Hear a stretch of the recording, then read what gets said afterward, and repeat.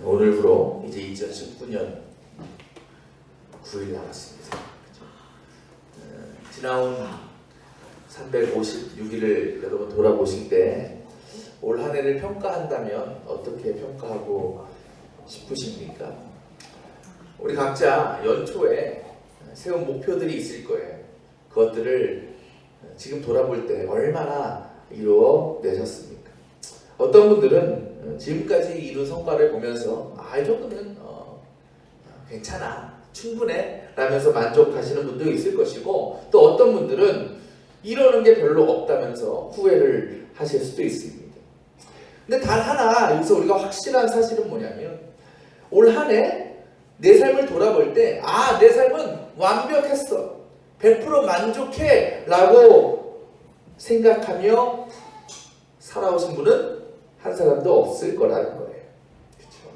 그런데 그것이 사실은 생각해보면 우리가 한 해를 시작하면서 예상하고 있었던 일이기도 합니다.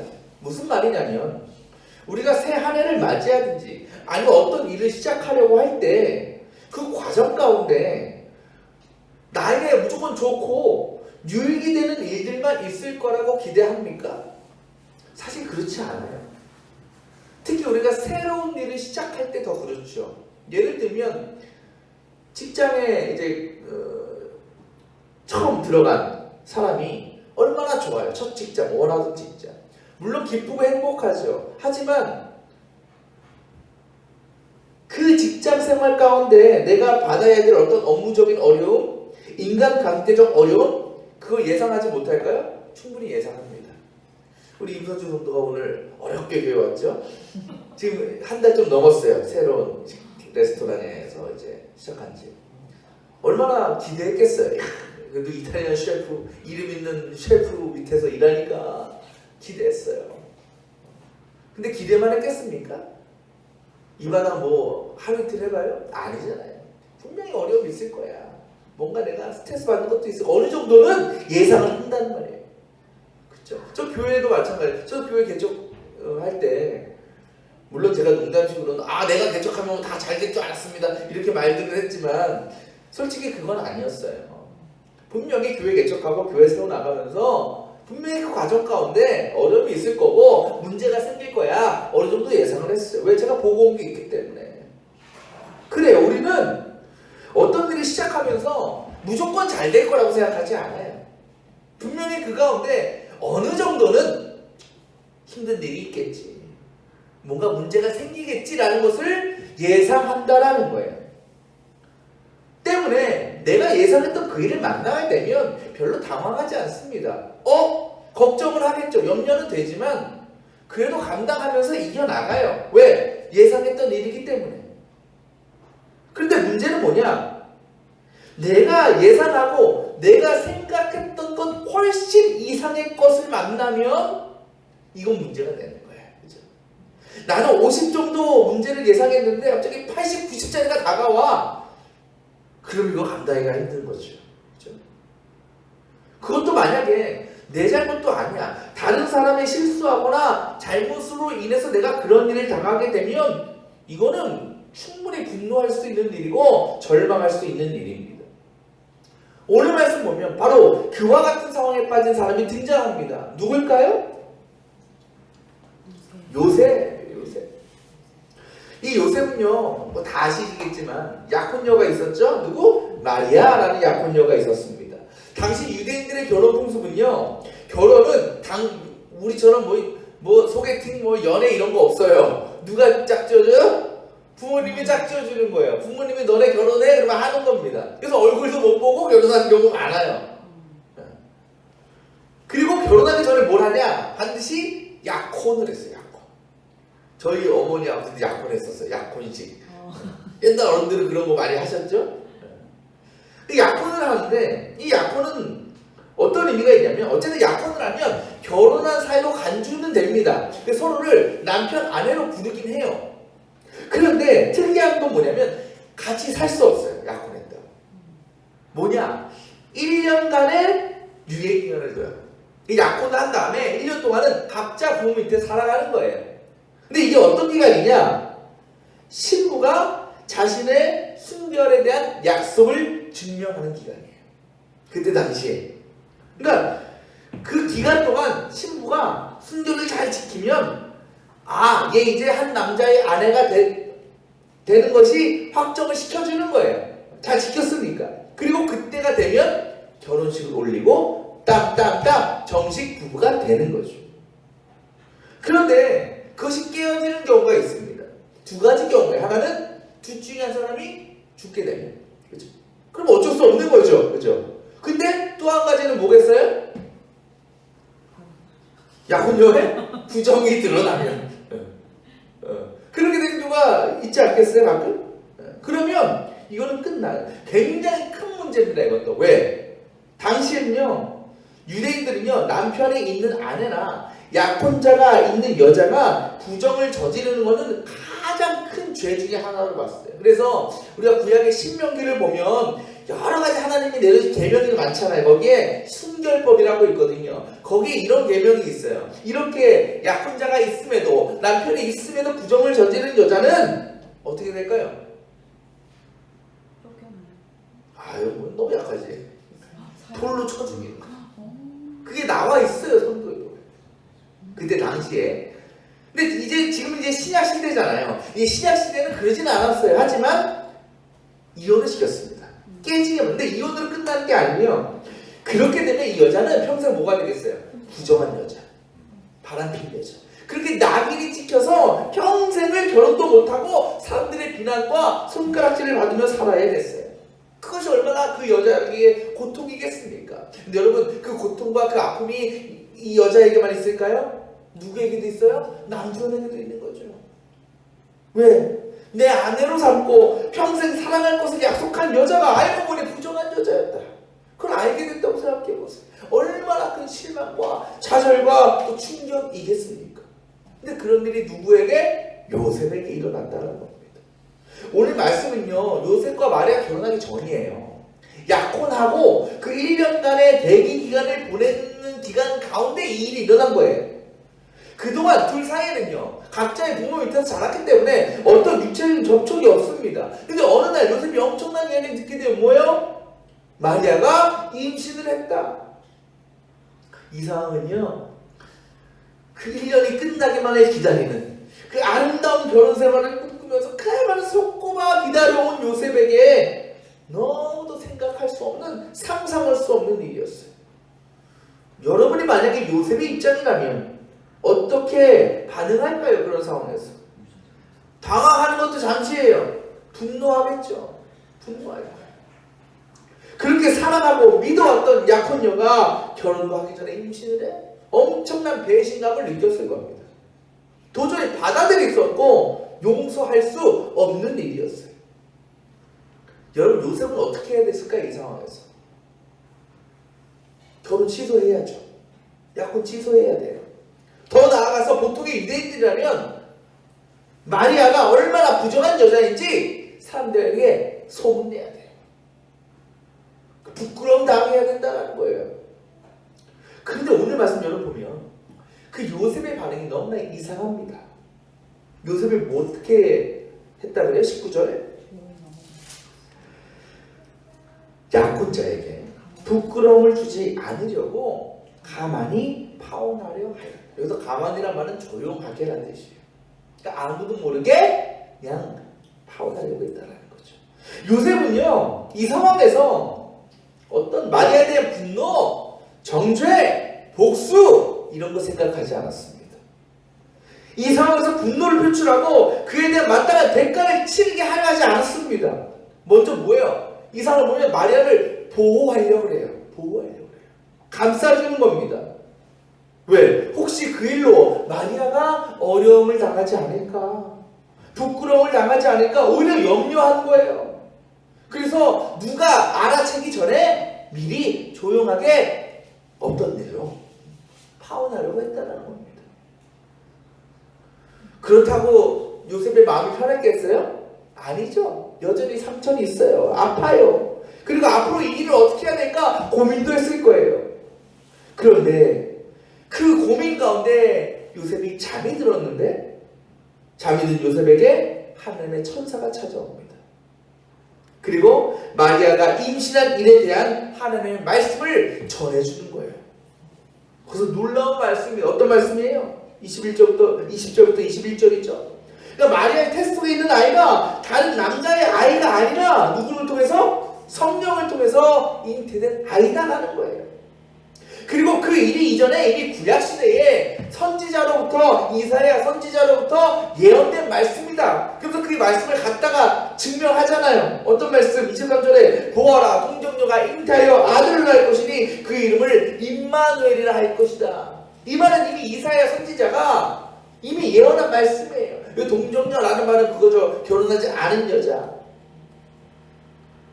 이런 구체적인 내용을 증거로 하나님 천사가 제시하면서 그때의 약속이 네 아내 마리아를 통해서 성취된 거다라고 확증을 시켜주신 겁니다. 그 말씀을 듣고 요셉이 깜짝 놀랐죠. 잠에서 깨어났습니다. 꿈이라고 생각했어요. 근데 이건 꿈이 아니에요. 꿈이 아니라 진짜 하나님의 약속의 말씀이 있는 거라는 것을 믿게 된 겁니다. 너무나 강력한 말씀이어서 부인할 수 없는 것이었어요. 그렇게 하나님의 말씀을 믿게 되자 요셉에게 남아있던 마리아에 대한 어떤 약간의 실망 또 고민 어떻게 됐을까요? 사라져버렸어요. 대신에 하나님의 약속이 성취될 것에 대한 기대와 소망이 막 생겨나는 겁니다. 그래서 요셉은 어떻게 해요? 하나님의 명령에 순종하죠. 뭐라고 명령하셨어요? 마리아를 내 아내로 맞아들여라. 그래서 마리아의 집에 가서 마리아를 자신의 집으로 데리고 옵니다. 그리고 어떻게 해요? 아이를 낳을 때까지 동침하지 않고 곁에서 늘 보살펴줬어요. 그리고 때가 되어 아들을 낳았을 때 그의 아이 이름을 말씀대로 예수라고 지었습니다. 여러분, 우리 여기서 요셉의 놀라운 두 가지 모습을 발견할 수 있습니다. 하나는 뭐냐? 요셉은 놀라운 사랑의 사람이었다는 사람. 자신의 약혼녀가 임신을 했다는 소식은요, 전혀 생각지 못한, 예상할 수 없던 너무나 갑작스러운 일이었습니다. 충분히 분노하고 절망할 수 있는 상황이었습니다. 그리고 그런 아픔과 상처를 준 마리아는 그에 합당한 벌을 받아야 했습니다. 하지만 요셉은 그럼에도 마리아를 품어주었어요. 아마 요셉의 마음 같아서 그랬을 것 같아요. 내가 그냥 책임질 거다. 책임지고 내가 안고 간다. 나 그래도 결혼하겠다 했을지 몰라요. 근데 그거는 쉽지 않아요. 왜? 율법에 어긋나는 일이었기 때문에. 그래서 차마 그 일은 하지 못했고 그 대신에 그 일로 마리아가 어떤 어려움이나 피해를 받지 않을까 조용히 이혼하는 것으로 마리아를 지켜주려 한 것입니다. 이거는 요셉이 마리아를 사랑하지 않았다면 절대로 할 수 없는 일이었습니다. 또 한 가지 놀라운 것은 뭐냐? 요셉은 믿음의 사람이었다는 거예요. 요셉이 당한 큰 고통과 아픔, 절망, 그런 상황에서 하나님 말씀을 들었습니다. 어떻게 했어요? 요셉은 그대로 믿고 순종했다는 거예요. 요셉은요, 하나님 앞에서 자신의 환경과 처지를 내세우지 않았어요. 왜 나에게 이런 일을 주십니까? 왜 내가 감당치 못할 일을 이렇게 만나게 하십니까? 이렇게 분노하지 않았습니다. 왜? 그 이유는 자신에게 닥친 이 지금의 상황 가운데 분명히 하나님의 뜻하신 것이 있을 거야 라고 믿었기 때문이에요. 어찌 보면 그 믿음이 그에게 모든 것을 덮고 품어줄 수 있는 사랑의 마음까지 허락해 주는 것일지도 모릅니다. 그렇게 요셉은 하나님께서 큰 일을 이루시는데 귀하게 쓰임을 받게 되었고 예수님의 육신의 아버지가 되는 큰 영광까지 누리게 되었다. 지난 수요 예배 때 제가 드린 말씀입니다. 여러분, 슈가맨 3 지지난주 편 보셨습니까? 양준이라는 가수 나온 거. 양준이라는 가수 여러분 잘 모르시죠? 그 가수가 30년 전 나왔어요. 30년 전 나와서 굉장히 그 인기를 받았습니다. 왜냐하면 그때 당시로는 생각할 수 없는 패션, 음악, 그런 것들을 갖고 나온 거예요. 근데 너무 세련된 거예요. 또 이 사람은 재미교포였기 때문에 그런 미국 음악의 영향을 많이 받아서 그런 음악을 딱 선보인 거예요. 지금 들어도 얼마나 좋아요, 그죠? 근데 좋아했던 사람들이 있는 반면에 그거에 대한 거부감 있는 사람들이 더 많았어요. 왜? 듣도 보도 못하는 음악이기 때문에 이상한 음악 가지고 이상한 패션 입고 막 이상한 춤추고 받아들일 수 없는 거예요. 그래서 그 당시에 그 양준일이 방송을 2년도 못합니다. 방송하다가 받아주는 데가 없어요. 재미교포? 안 돼. 비자를 받았음에도 불구하고 설 자리가 없는 거예요. 그래서 결국 쫓겨났어요. 미국에 쫓겨났어요. 그래서 얼마 전까지 뭐 했다고요? 미국 식당에서 서빙 알바했다고. 그에게 얼마나 그 시간이 얼마나 고통스러운 시간이었겠어요. 이 사람 뭐 잘못한 게 뭐가 있어, 그죠? 그냥 앞서간 것뿐이야. 음악, 자기가 원하는 음악 가지고 나온 것뿐인데 단지 자기 어떤 배경 가지고 그런 외적인 거 가지고 사람들이 인정하지 않고 비난하고 손가락질하는 모습. 그래서 결국 자신의 종국을 떠날 수밖에 없는 그런 상황 가운데 얼마나 좌절했겠습니까? 그 방송에서 그가 그런 얘기하면서 사회자가 물어보는 거예요. 지금 당신이 3년 전 20대의 양준일에게 해주고 싶은 말이 있습니까? 한번 해보십시오, 이런 거예요. 그 양준일이 잠깐 생각하다가 이렇게 얘기하는 거예요. 자기 20대 때 양준일에게 이렇게 얘기하는 거예요. 50대 양준일이. 야, 준일아, 너 뜻대로 아무것도 이루어지지 않는다는 걸 알아. 하지만 걱정하지 마. 모든 것은 완벽하게 이루어질 수밖에 없어. 저는 그 얘기 들으면서 양준일 씨가 하나님 믿는 사람 같아. 크리스찬 같은 거예요. 그리고 하나님이 우리에게 하시는 말씀이기도 한 것 같은 거예요. 우리가 살면서 이해할 수 없는 상황, 도저히 받아들일 수 없는 어려움 만납니다. 그때 우리는 쉽게 분노하고 또 절망하죠. 그러면서 때로는 그 상황의 원인을, 그 고통의 원인을 하나님께 돌리고 원망할 때도 있습니다. 그때 하나님께서 우리에게 그런 말씀 하실 것 같은 거예요.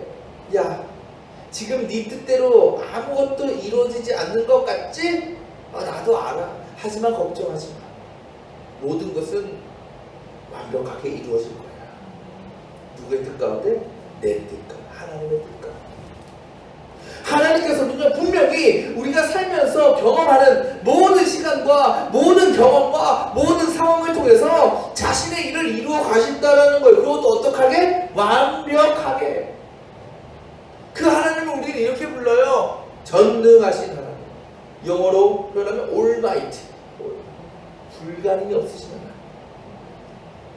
그 불가능이 없으신 하나님이 행하시는 모든 것 가운데 어느 것 하나 헛된 것은 없다라는 것입니다. 그때가 고난의 때든지 기쁨의 때든지 때로는 전혀 상상할 수 없는, 그래서 기대할 것이 하나도 없는 상황일지라도 그것 또한 누구 안에 있어? 하나님의 시간 속에 있는 거예요. 하나님의 주관하시는 가운데 있는 거예요. 그래서 그것이 또한 하나님의 능력과 역사를 나타낼 수 있는 기회라는 것입니다. 여러분, 우리 삶 가운데 이런 요셉이 받았던 영광 받고 싶지 않아요? 놀라운 하나님의 역사가 나타나기를 원하지 않습니까? 그 일을 이루려면 우리가 해야 될 일은요, 한 가지예요. 뭐냐? 끝까지 하나님 약속 붙들고 순종하는 거예요. 도저히 순종할 수 없는 상황이라 할지라도, 아무것도 할 수 없는 상태라고 할지라도 한번 믿어보고 순종해 나아가는 것입니다. 많은 성도들이 왜 신앙 가운데 실패해요? 왜 믿음을 버리고 떠납니까? 저는 그렇게 생각해요. 해보지도 않고 미리 포기하는 거기 때문에. 뭐라고 생각하면서? 어차피 안 돼. 어차피 해도 안 돼. 어차피 하나님도 어쩔 수 없어. 우리의 믿음과 우리의 삶을 무너뜨리는 것은요, 우리가 만나는, 우리에게 닥치는 예상치 못한 어떤 어려움과 고난이 아니에요. 그 문제들 앞에서 아무것도 해보지 못하는 우리들의 연약함이 결국 우리의 삶을, 우리의 신앙을 망가뜨리고 무너뜨리는 것입니다. 하나님의 능력은 헤아릴 수가 없어요.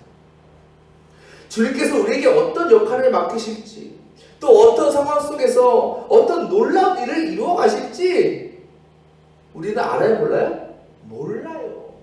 여러분, 모르기 때문에 기대가 되는 거예요. 모르기 때문에 떨리는 거예요. 그렇죠?